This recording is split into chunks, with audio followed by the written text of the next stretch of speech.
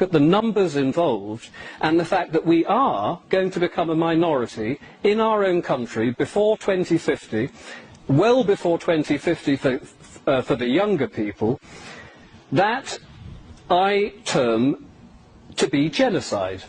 And I'm backed up again by the United Nations definition on genocide, which quite specifically says, in the present convention, genocide means any of the acts committed with intent to destroy, in whole or in part, a national, ethical, racial or religious group, and deliberately inflicting on that group conditions of life calculated to bring about its physical destruction, in whole or in part.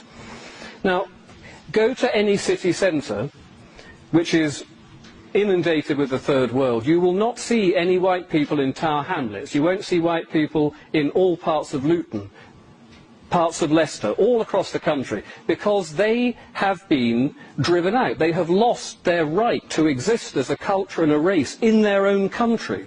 This is what's happened in an incredibly short period of time, and it started from a small base. Now that small base of people, when they double, when their demographic doubles from 100,000 to 200,000, it doesn't really matter.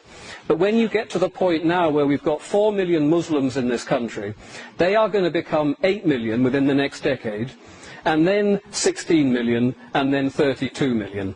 And we, meanwhile, are dwindling as a race. Our government is against us, our media is against us, we are losing a racial war, we are losing a cultural war, and we've lost, essentially, today, because we're standing up now trying to do something about it, but we are not helped by our own people who are running our government and running our country and running our education and running our media and running our councils. They are intent on seeing us reduced to a small, servile race of people. Why they want to do this, I simply don't know. Some of them are evil, some of them are naive and stupid and don't understand, but combined with the evil and with the naivety, we are in serious, serious trouble, and our children and our grandchildren are going to be utterly confused by how did you allow this to happen, and what sort of people were you to sit back and allow this to happen under your noses? Because you were frightened of being called a racist? Really? One word has made you sit back and do nothing while your country was ripped from underneath your feet? You have got to be joking. But we're not joking.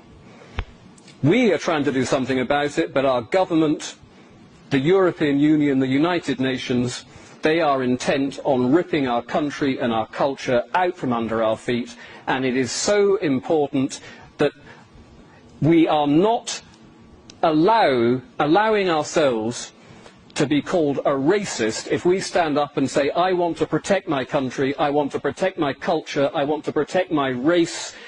You are the racist, because what you are doing is probably the most evil act of criminal racism carried out in the history of mankind. You have deliberately reduced an indigenous people to servitude.